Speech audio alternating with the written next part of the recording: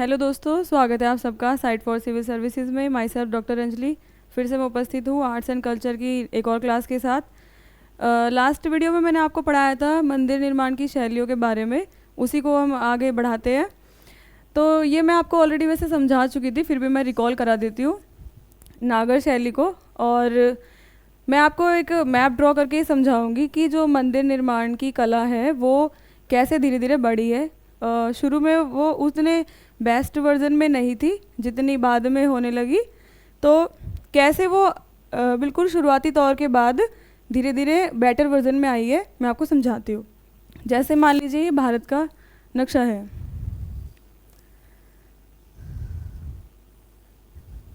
ठीक है, ये भारत का नक्शा है। और इसमें जो उत्तर भारत का क्षेत्र है, ये यहाँ पर जब गुप्त शासक आ गए हैं, गुप्त शासक या राजा, जो भी सही लगे आपको, ठीक है। और ये यहाँ पे कर्नाटक का क्षेत्र है, इसमें चोल थे।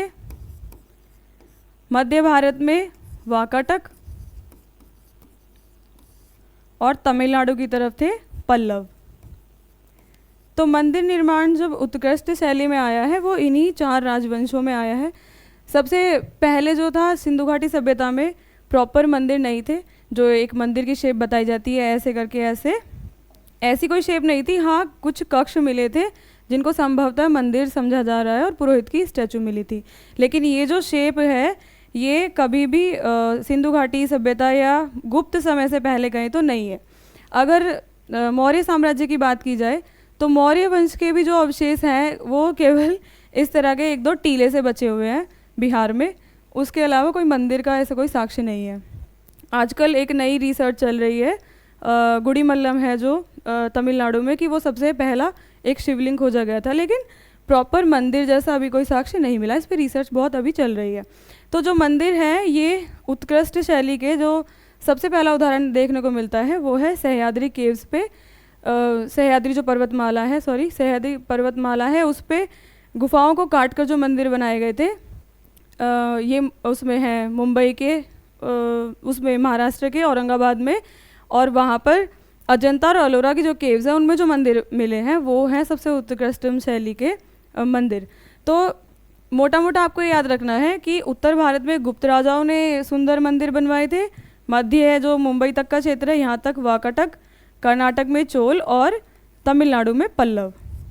अब इनको स्टेप बाय स्टेप मैं आपको समझाऊंगी कि उनकी जो शैली है उसमें डिफरेंस क्या है, नागर और द्रविड़। उत्तर भारत के जो मंदिर हैं वो नागर शैली के हैं और दक्षिण भारत के जो हैं वो द्रविड़ के हैं। उसी प्रकार ये इनका मिश्रण है इन दोनों शैलियों का, और ये भी दक्षिण है, ये भी दक्षिण है और ये पूर्व है, ठीक है। तो इनको स्टेप बाय स्टेप समझते हैं और आगे बढ़ते हैं। ये है नागर शैली की विशेषताएं। हिंदू मंदिर के मूल रूप में निम्नलिखित अवयव सम्मिलित रहते हैं। गर्भगृह सबसे पहला है। गर्भगृह ये क्या होता है? गर्भगृह के नाम से भी जाना जाता है, जो सामान्य रूप से एक कक्षिका अर्थात छोटा कक्ष होता है। यूजुअली जो मंदिर के प्रमुख देवता को स्थापित किया जाता है। अब मैं आपको बताती हूँ इनके 3 चरण, कि ये मंदिर 3 चरणों में कैसे विभाजित हुए। ये लगभग सभी प्रकार के हिंदू मंदिर की बात हो रही है अभी यहाँ पे। मैं समझाती हूँ कि प्रथम जो चरण था, और यहाँ पर सेकंड चरण लेंगे और यहाँ पे थर्ड, ठीक है। तो जो प्रथम चरण था उसमें केवल एक कक्ष बनाकर और उसमें पर्टिकुलर ये शेप ना देके कोई भी किसी प्रकार की छत जैसा ड्रॉ कर देते थे, ठीक है। तो ये था प्रथम चरण। और यहाँ पर जो वेदी होती है, ये जिसको नागर शैली में जगूती कहते हैं, वो बहुत ऊंची नहीं थी और सीढ़ियाँ भी कुल 1 या 2 हार्डली होगी। द्वितीय चरण में क्या हुआ, थोड़ा सा शिखर पे ध्यान दिया गया और जो ये मंडप है इसको और ऊंचा किया गया और यहाँ पर सीढ़ियों का निर्माण किया गया। अभी इसके चारों तरफ कोई बाउंड्री नहीं है। नागर शैली में वैसे भी बाउंड्रीज नहीं होती थी उतनी जितनी साउथ में यानी द्रविड़ शैली में थी। और यहाँ पर कोई भी जलाशय के उदाहरण नहीं है। तीसरे चरण में शिखर पे भी ध्यान दिया गया, जो 2-3 प्रकार के ऐसे ऐसे करके बनाए गए, और मंडप जो है वो और ऊंचा किया गया। ये वेदी जो है ये और ऊंची की गई और सीढ़ियाँ और भी कई सीढ़ियाँ बनाई गई। लेकिन अभी तक भी अगर आप समझेंगे तो केवल मंदिर इस शेप के हैं और यहाँ पर कोई 1 आध पिलर लगा दिए गए हैं, ये बस इतना। तो एक कक्ष की तरह ही मंदिर बनाया जा रहा था। बाद में उसमें अंतराल बनाए गए, यानी वो क्षेत्र बनाया गया जहाँ पर पब्लिक जो है थोड़ा खड़ा हो सके, परिक्रमा कर सके। तो उसको अब हम देखेंगे अगले उसमें चैप्टर में। मंडप को पढ़ लेते थोड़ा सा। ये मंदिर का प्रवेश स्थल होता है। ये कोई द्वार मंडप या सभा भवन हो सकता है। जैसे मान लीजिए जब द्वितीय तृतीय चरण बीत गए, जब अच्छे से मंदिर बनने लगे, तो जो ये मेन हॉल है, गर्भगृह है, इसके बाहर का जो ये फ्री स्पेस होता था, इसको कहते थे मंडप, नागर शैली में। ठीक है। और शिखर जो है ये पर्वत जैसा शिखर होता है जिसके आकार पिरामिड से वक्र रेखीय तक विभिन्न प्रकार के हो सकते हैं। पिरामिड आपको पता ही होगा, पिरामिड ये शेप होती है, और वक्र का मतलब है किसी भी तरह से घुमावदार। तो जब चोटियाँ कई तरह से घुमावदार होने लगी तो उनको वक्र रेखीय भी कहा गया। ठीक है। अब अगले उस पे पेज पे चलते हैं। वाहन। जब भी किसी मंदिर को बनाया गया, मंदिर का निर्माण किया गया, तो जिस देवता को या देवी को ड्रॉ करते थे उनके वाहन पे भी ध्यान दिया जाता था कि वो किस वाहन पर बैठते हैं और उनको बनाया गया। जैसे आपने देखा होगा शिव मंदिर के आगे हमेशा नंदी को बनाते हैं, तो ये वाहन वही है। यह प्रमुख देवता का आसन या वाहन होता है। इसे पवित्रम स्थल के ठीक सामने स्थापित किया जाता था। As I have told you, स्थानीय शासकों के संरक्षण में भारत के विभिन्न क्षेत्रों में वास्तुकला की विभिन्न शैलियाँ विकसित हुई। तो मंदिर जो है ये विकसित तभी हुए जब इनको राजाओं के संरक्षण प्राप्त हो गए। ठीक है, तभी इनका विकास हुआ। वास्तुकला की नागर शैली की अब बात करते हैं। नागर शैली की जो विशेषताएं हैं उन्हें आप नोट डाउन कर लीजिए, अच्छे से समझ लीजिए। 5वीं शताब्दी के पश्चात भारत के उत्तरी भाग में मंदिर वास्तुकला की एक भिन्न शैली विकसित हुई जिसे नागर शैली के रूप में जाना जाता है। ठीक है। नागर शैली के अंतर्गत भी देश के पश्चिमी, मध्य और पूर्वी भागों में विभिन्न उप शैलियों का उद्भव हुआ और नागर शैली की कुछ विशेषताएं इस प्रकार हैं। तो क्षेत्र आप याद रखिएगा, पश्चिमी, मध्य और पूर्वी भागों में इनकी उप शैलियाँ भी आई जो नीचे इसी के सेक्शन में आएंगी। पहला पॉइंट है कि मंदिर में सामान्य रूप से मंदिर निर्माण करने की पंचायतन शैली का अनुपालन किया गया। जो मंदिर में अंदर जिसे भीतरी डिज़ाइंस कहते थे, ये उसकी बात हो रही है। मैं शेप आपको अभी दिखाऊंगी। मुख्य मंदिर के सापेक्ष क्रूस आकार के भूविन्यास पर गौण देव मंदिरों की स्थापना की जाती थी। ये जो क्रूस आकार है, ये बात हो रही है कि जब मंदिर निर्माण हो रहा है, यहाँ पे मान लीजिए ये मंदिर है, तो जो इसकी शेप है उसके आगे यहाँ खड़े होने के लिए स्पेस को इस तरह बढ़ा दिया गया। पहले ये क्या था, ये ऐसे वर्गाकार था, बिल्कुल बराबर शेप का। फिर जब इस शेप को थोड़ा बढ़ा दिया गया तो ये ऐसे लगने लगा जैसे ये प्लस का साइन है, तो इसे क्रूज शेप कहा गया। ठीक है। मुख्य देव मंदिर के सामने सभा कक्ष या मंडप स्थित होते थे। ये मंडप वही फ्री स्पेस है जहाँ पर लोग खड़े हो सकते हैं। और मान लीजिए यहाँ पर गर्भगृह है, तो यहाँ पूजा के लिए वो यहाँ से यहाँ तक का जो स्पेस है ये मंडप कहा गया। मंदिर परिसर में जल का कोई टैंक या जलाशय नहीं होता था। याद रखिएगा, नागर शैली में जलाशय नहीं है, हाँ द्रविड़ शैली में है। मंदिरों को सामान्य रूप से भूमि से ऊंचे बनाए गए मंच वेदी पर निर्मित किया जाता था, जिसे उत्तरी भारत में जगूती कहते थे। द्वार मंडपों के निर्माण में स्तंभों का प्रयोग किया जाता था। ये भी आप याद रखना कि पिलर्स का यूज़ किया गया है। और शिखर जो हैं वो 3 प्रकार के थे, रेखा प्रसाद, फमसाना और वल्लभी।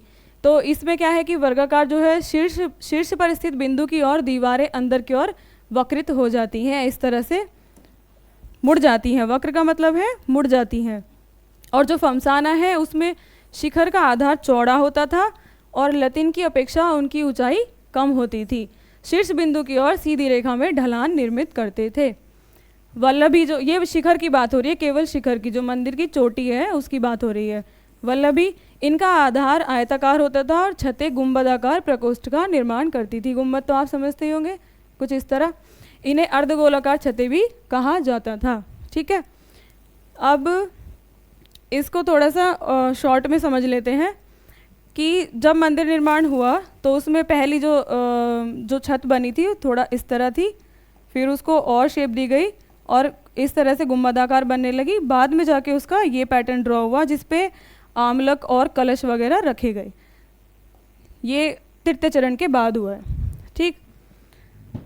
मंदिर के अंदर जो दीवार है, दीवार को 3 क्षैतिज भागों में विभाजित किया गया जिन्हें रथ कहा जाता था। ऐसे मंदिर त्रिरथ के रूप में जाने जाते हैं। अब आप देखिएगा इसकी शेप, ये 5 रथ, त्रिरथ या सप्तरथ क्या है, मैं आपको भी दिखाती हूँ।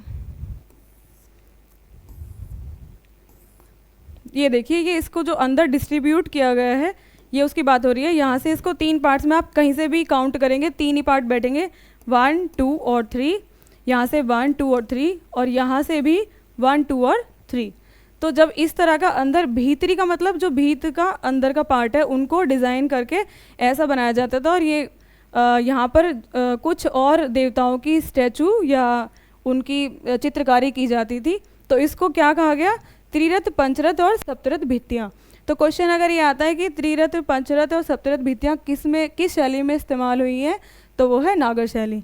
ठीक, और एक और इसका मैं फॉर्मेट दिखा देती हूँ आपको।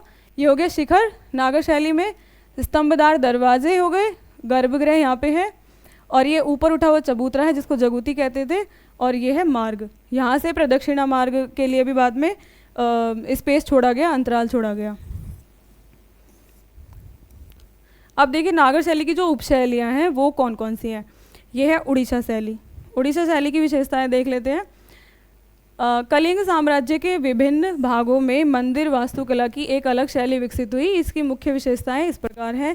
और ये क्षेत्र कौन सा है? ये क्षेत्र है उड़ीसा वाला ही, उड़ीसा जो हमारा राज्य है उसी का क्षेत्र है। ये कलिंग साम्राज्य ने संरक्षण दिया था।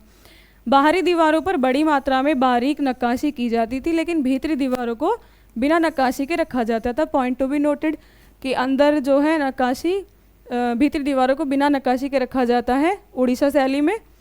ड्योढ़ी जो है पोर्च, उनमें खंभों का उपयोग नहीं किया जाता था। इसके बजाय छत को लोहे के गार्डरों से सहारा दिया जाता था। शिखर को रेखा देउल कहते थे। देखिए ये शिखर है नागर शैली में। इसको साउथ में कहते थे विमान, जो द्रविड़ शैली है विमान। और यहाँ पे क्या कह रहे हैं उड़ीसा की शैली में? रेखा देउल। वे लगभग एक क्षैतिज छत जैसे होते थे जो शीर्ष पर एकदम से अंदर की तरफ मुड़ते थे। ठीक है, क्लियर। उड़ीसा शैली में मंडप को जगमोहन नाम से जाना जाता था। मंडप जो है अंदर का जो फ्री स्पेस है उसको यहाँ पे जगमोहन कह रहे हैं। और मुख्य मंदिर वर्गाकार होता था, जो शेप है वर्गाकार है। उड़ीसा शैली के मंदिर द्रविड़ शैली के मंदिरों के समान ही परकोटे से घिरे होते थे। अब आप देख सकते हैं यहाँ पे रेखा देउल, इसको कहा जा रहा है शिखर को। ठीक है, जगमोहन जो है वो फ्री स्पेस ही अंदर का, जो यहाँ पे जाके अगर ये गर्भगृह बनाया हुआ है तो यहाँ पे जो फ्री स्पेस है उसको यहाँ पे जगमोहन कहा जा रहा है। इसको आमलक कहते हैं। जो ये जिस पे चोटी पे कलश वगैरह रखते हैं उसका नीचे का जो पार्ट होता है इसको आमलक कहते हैं। ये भूमि है, ये अमाला है, और ये राहपागा है। और ये कोणार्क का सूर्य मंदिर है, पुरी का जगन्नाथ मंदिर, भुवनेश्वर का लिंगराज मंदिर, तीनों उड़ीसा शैली के ही उदाहरण है। ये है भुवनेश्वर का लिंगराज मंदिर। शेप देख लें आप इसकी एक बार। मैं तो इसे याद रखने के लिए ये सोचती थी कि ये मशरूम जैसा है, थोड़ा सा जो शेप है यहाँ से मशरूम जैसी है। ये छत जो है इसी तरह बाहर निकली हुई जैसे मशरूम की निकली है, और नीचे से थोड़ा स्ट्रेट है। चलिए अब नागर शैली की दूसरी उपशैली है खजुराहो शैली। पहली थी उड़ीसा शैली नागर में ही, और दूसरी खजुराहो। मध्य भारत में चंदेल शासकों ने मंदिर निर्माण की एक अलग शैली विकसित की। एमपी का जो क्षेत्र है उसमें इन्होंने मंदिर बनवाए थे। इन मंदिरों में बाहरी और भीतरी दीवारों पर बड़ी मात्रा में बारीक नक्काशी की गई है। कैसी नक्काशी की गई है? बारीक। इन नक्काशियों की मूर्तियाँ आमतौर पर कामुक शैली की है, एरोटिक्स थी ये। और वात्स्यायन की रचना जो है कामसूत्र उससे प्रेरित है। इसको बनाने का जो रीज़न था वो ये था कि अगर कोई यहाँ पर मंदिर में पूजा करता है, साधना करता है, तो बस ये देखने के लिए था कि उनकी इंद्रियाँ कितनी कंट्रोल में हैं, कितने वो संयमी है। इसका रीज़न बस यही था मेरे हिसाब से भी। और मैंने इसके ऊपर कुछ पढ़ा है, जहाँ पे जो भी रिसर्च पेपर पढ़े हैं तो उनमें भी यही कंक्लूजन था कि इस तरह के मंदिर बनाने का जो मोटिव था वो लोगों की इंद्रियों पे कंट्रोल देखने के लिए था। ये मंदिर बलुआ पत्थर से बने हुए हैं। इन मंदिरों में 3 कक्ष होते हैं, गर्भगृह, मंडप और अर्धमंडप। कुछ मंदिरों में गर्भगृह तक जाने के लिए गलियारा होता था जिसे अंतराल कहा जाता था। फ्री स्पेस की बात हो रही है ये। आमतौर पर मंदिर पूर्वमुखी या उत्तरमुखी है। मंदिर अधिकतर वैसे इसी प्रकार बनाए जाते हैं, पूर्व की तरफ या उत्तर की तरफ मुँह करके। मंदिर निर्माण में पंचायतन शैली का पालन किया गया था। नागर शैली में लगभग सभी जगह पंचायतन शैली यूज़ होती है। सहायक मंदिरों में भी रेखा प्रसाद शिखर होते थे जिससे मंदिर समूह एक पर्वत श्रृंखला समान प्रतीत होते थे। इन मंदिरों को अपेक्षाकृत ऊंचे चबूतरे पर बनाया गया था। अधिकतर वैसे यही होता है कि मंदिर को थोड़ा ऊंचे चबूतरे पे ही बनाया जाता है। उसकी कभी आप किसी भी पंडित से अगर छोटा मंदिर भी स्थापित करने की बात पूछेंगे तो वो थोड़ी ऊंची जगह पे बनाते हैं। उसके कई रीज़न होते हैं, साफ़ सफाई जो है उसका सबसे बड़ा रीज़न होता है ऊंचाई पर। चलिए आगे बढ़ते हैं। खजुराहो का जो कंदरिया महादेव मंदिर है, लक्ष्मण मंदिर, वो खजुराहो शैली के उदाहरण हैं और ये एमपी में है, ठीक है। विश्वनाथ मंदिर खजुराहो, खजुराहो की कामुक मूर्तियाँ। अब आते थर्ड पे, जो उपशैली नागर की ही है, सोलंकी शैली। तो 3 उपशैलियाँ हो गई, उड़ीसा, खजुराहो और तीसरी है सोलंकी शैली। तो इसके भी पॉइंट्स देख लेते हैं, फिर हम बाद में पढ़ेंगे द्रविड़ शैली जो दक्षिण भारत के मंदिरों की शैली है। गुजरात और राजस्थान सहित भारत के उत्तर पश्चिमी भाग में सोलंकी शासकों के संरक्षण में ये शैली विकसित हुई, ठीक है। याद रखिएगा, जो प्लेस है उसको खासकर याद रखना है आपको, गुजरात और राजस्थान में सोलंकी शैली। मंदिर की दीवारें नक्काशी रहित थी, ठीक है। गर्भगृह अंदर और बाहर दोनों तरफ से मंडप से जुड़ा होता था। अब आपको ये याद रखना है कि उड़ीसा शैली में भी और सोलंकी शैली में भी जो दीवारें हैं वो नक्काशी रहित था। उसमें अंदर की तरफ डिज़ाइन नहीं था, बाहर की तरफ था, इसमें कहीं भी नहीं है, नक्काशी रहित कह रहे हैं। गर्भगृह अंदर और बाहर दोनों तरफ से मंडप से जुड़ा होता था। बरामदे में सजावटी धनुषाकार द्वार होते थे जिन्हें तोरण कहा जाता था। तो ये क्वेश्चन आता है कितनी बार कॉम्पिटिटिव एग्जाम्स में कि जो तोरण है वो किस मंदिर की शैली का एक पार्ट है और तोरण का मतलब क्या है। तो इसका अर्थ होता है द्वार, और ये नागर शैली की उपशैली सोलंकी शैली का उदाहरण है। अगर आपको सोलंकी ऑप्शन में नहीं मिलता तो नागर शैली आपको क्लिक करना है। इन मंदिर की एक अनूठी विशेषता है कि मंदिर परिसर में एक बावड़ी है जिसे सूर्य कुंड कहा जाता है। अब ये पॉइंट आपको ध्यान देना है कि जो नागर शैली है उसमें जलाशय का उदाहरण अगर है तो केवल सोलंकी शैली में है। बावड़ियों की तरह बनाते थे। कितनी बार ये यूट्यूब पे बहुत सारी वीडियोस दिखाई जाती हैं बावड़ी बनी हुई, तो आप यूट्यूब पर देख सकते हैं। बावड़ी की सीढ़ियों पर छोटे छोटे मंदिर हैं, इन मंदिरों में लकड़ी की नक्काशी की गई है। इसका मैं उदाहरण आपको दिखाती हूँ। सोलंकी शैली का उदाहरण देखिएगा आप। ये है मोढेरा का सूर्य मंदिर जो भीम प्रथम ने बनवाया था। ये देखिए, दिख रहा है आपको, ये डिज़ाइंस दिख रहे हैं, ये सब छोटे छोटे मंदिर की शेप जैसे हैं और ये सोलंकी शैली का उदाहरण है। ये मंदिर विभिन्न पत्थरों के बने हुए हैं जैसे बलुआ पत्थर, काला बेसॉल्ट और नरम संगमरमर, ठीक है। अधिकांश मंदिर पूर्वमुखी है। नागर शैली में उत्तरमुखी और पूर्वमुखी ही मंदिर है। मंदिरों को इस तरह बनाया गया है कि विषुवों के दौरान सूरज की किरणें सीधे मुख्य मंदिर पर पड़ती हैं। यहाँ पड़ती होगी, ये इसका मुख्य बनाया हुआ है, यहाँ सीधी सूर्य की रोशनी पड़ती होगी। और इसका सोलंकी शैली का उदाहरण दीजिए मंदिर का, तो आपको बताना है मोढेरा का सूर्य मंदिर कहाँ, किसने बनवाया, भीम प्रथम ने। तो चलिए, ये जो दक्षिण भारत की शैली है इन्हें हम कल पढ़ेंगे। अभी यहीं समाप्त कर लेते हैं क्लास को। मिलते हैं नेक्स्ट वीडियो में। Bye bye, take care.